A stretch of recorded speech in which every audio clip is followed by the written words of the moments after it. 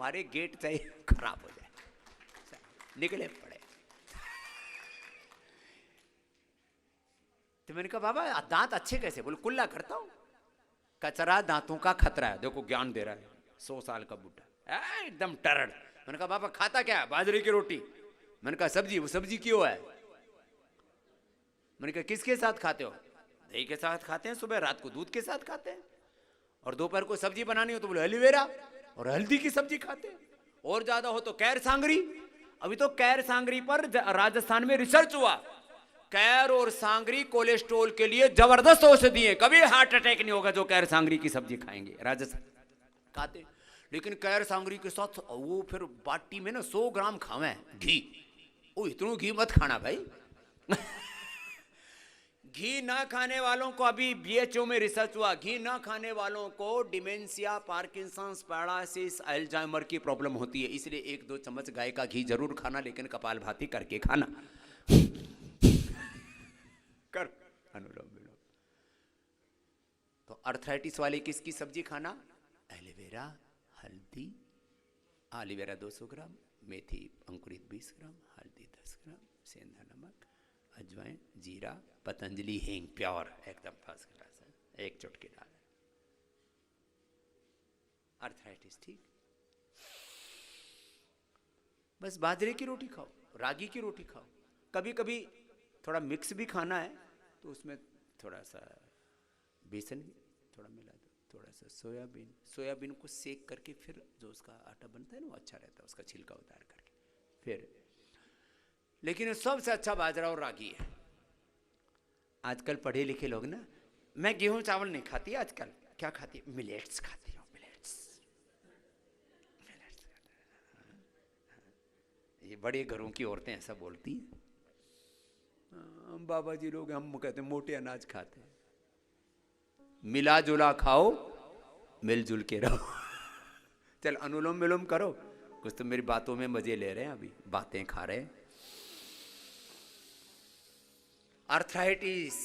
Arthritis के लिए जबरदस्त है मोरिंगा। अब देखो vitamin D, B12, calcium, iron, omega, vitamin C, zinc, इनके नेचुरल स्रोत बताता हूं। और हाँ रे, जवान रहने के लिए कोलेजन पाउडर हमने बना दिया। पहले मछली के चमड़ी और सुअर की चमड़ी से निकाल करके तुमको खिलाते थे, और तुम भी कोलेजन पाउडर खाओगी तो 100 साल तक जवान रहोगी, मेरे पिया मुझसे बहुत प्यार करेंगे, और सब मेरी सहेलियां मुझको कहेंगी तेरी चमड़ी तो एवर यंग दिख रही है, तो क्या खाती है, तेरी चमड़ी पर तो कोई दाग धब्बा भी नहीं, और तेरी बच्चों जैसी चमड़ी कैसी? कोलेजन खाती है। कोलेजन मत खाया कर। तिल 1 चम्मच तिल खा लो, कोलेजन 100% मिलेगा। 1 ग्लास गाजर का जूस पी लो जब मिले।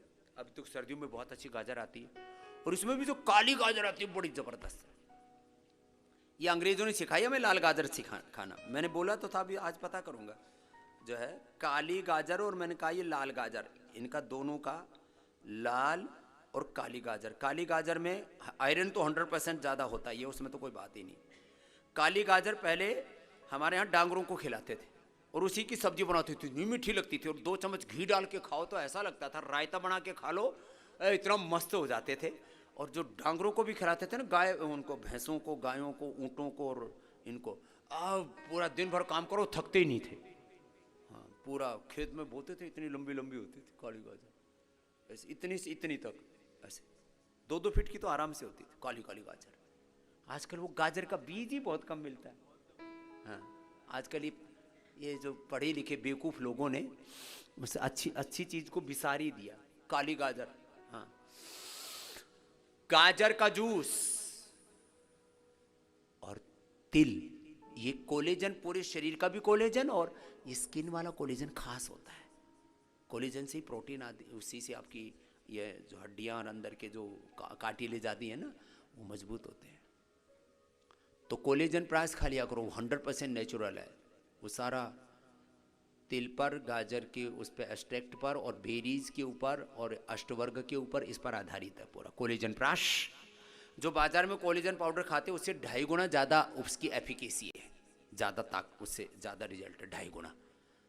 हाँ, और उसका पाउडर भी हमने बना दिया। विटामिन जिंक इसके लिए ये तो बता दिया, कोलेजन के लिए गाजर और तिल।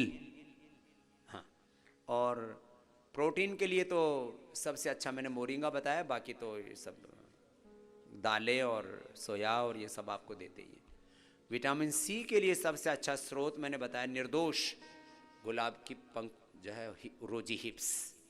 विटामिन डी लाइकिन से तैयार होता है, वो तुम्हारे लिए मुश्किल है।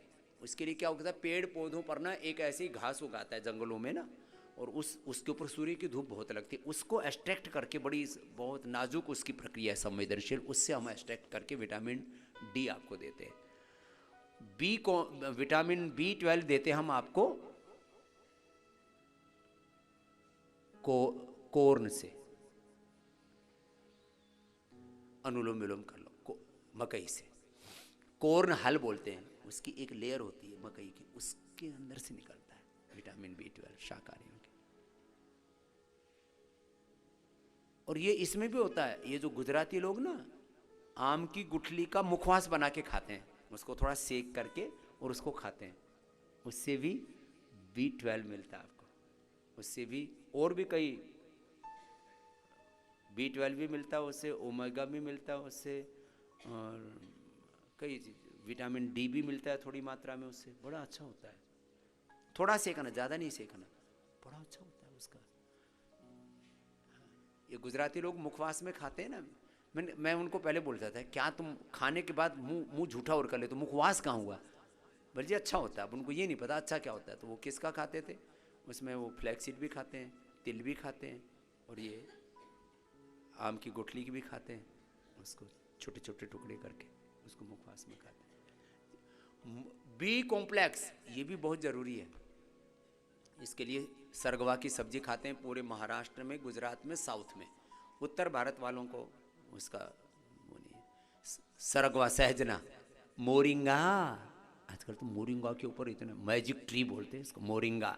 मोरिंगा की कच्ची जो फलियाँ होती हैं उसका अचार बना के खाना चाहिए, कच्ची फलियों का, वो ज़्यादा गुणकारी होते हैं। पक्की का तो फिर क्या उसका वो बना के खाते हैं सांभर में ना, फिर चूस करके फिर उसको डालना पड़ता है। तो ये मोरिंगा, हमने मोरिंगा की टैबलेट ही बना दी है, मोरिंगा टैबलेट बड़ी अच्छी है, बहुत अच्छी है, तो वो भी अर्थराइटिस के लिए परम औषधि है। और बी कॉम्प्लेक्स वाले सारे तत्व उसमें आ जाते हैं, एक दो कमी रहेगी वो भी हमने नेचुरल सोर्स से बना दी है। इसलिए न्यूट्रीला बी कॉम्प्लेक्स, ये जो बाजार से तुम बी कॉम्प्लेक्स खाते हो कोई लाभ नहीं, अंदर लेते ही पसीने से और पेशाब से बाहर निकल जाती, फिर खा पी करके नाटक क्यों करते हो, ड्रामा क्यों कर रहे हो।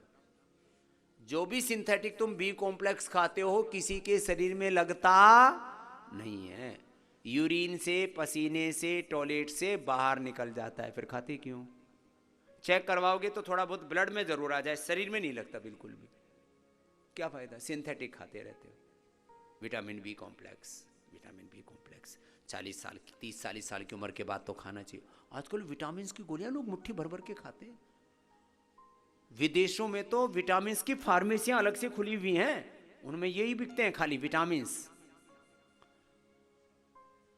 कैल्शियम मैंने बताई दिया, मुक्ता शुक्ति मोती पिष्टी से नेचुरल मिलता है। बाकी तुम्हारे खाने में सबसे ज़्यादा कैल्शियम होता है सिंघाड़े में, सरगवा में, ये चौलाई में, सिंघाड़ा, चौलाई, इसमें सबसे ज़्यादा रिच कैल्शियम होता है। थोड़ा जौ में भी होता है, बाकी फिर जो जितने भी मोटे अनाज हैं इन सब में कैल्शियम होता है, मोटे अनाजों में कैल्शियम। और सबसे अच्छा आयरन होता है, हरी सब्जियों में तो होता ही होता है, अनाजों में सबसे ज़्यादा आयरन होता है बाजरे में, और सेकंड नंबर पर रागी में। इसको खाओ, क्यों इधर उधर धक्के खाते फिरते। विटामिन डी की डेफिशिएंसी, विटामिन, और 80% लोगों को विटामिन डी की डेफिशिएंसी है। विटामिन डी, B12, कैल्शियम की 50% लोगों को, आयरन की करीब 50% लोगों को डेफिशिएंसी। क्यों, खान पान ठीक नहीं है, खान पान ठीक कर लो ना। एक बार थोड़ा ज़्यादा ही कम है तो ये हमने ये जो न्यूट्रीला में बना रखा है, कोई दवाई बेचना हमारा मकसद नहीं। हम 1 घंटा सुबह धूप में बैठो ना, 1 घंटा धूप स्नान किया करो सनबाथ, और उसी में प्राणायाम किया करो, ये सारे उपद्रव खत्म हो जाएंगे। आर्थराइटिस के लिए इतनी चीज़ें ज़रूरी हैं। हाँ, बचपन से दूध दही छाछ खाने की आदत डालो। अब होने के बाद तो दूध से भी लोगों को एलर्जी होने लगती है। दही छाछ से दर्द बढ़ जाता है, उसमें वही खटाई से दर्द बढ़ता है। लेकिन बचपन से दूध दही खाओ, सबसे अच्छा रिच सोर्स है, उसमें सारी चीज़ें मिल जाती है। जो अंकुरित चीज़ें हैं ना, इनमें सारे छोटे छोटे न्यूट्रिशंस होते हैं, इसलिए अंकुरित थोड़ा खाना चाहिए। इतनी चीज़ें आपको बता दी। अरे तुमने भस्त्रिका तो किया था, शुरू में करवाया था, फिर कपालभाति तो आसनों के साथ काफ़ी करवा दिया था। बाह्य प्राणायाम भी मैंने बोला था, उज्जाई करो, उज्जाई उज्जाई करो। फिर अनुलोम विलोम, भ्रामरी, उद्गीत, शीतरी, शीतकारी भी करना है।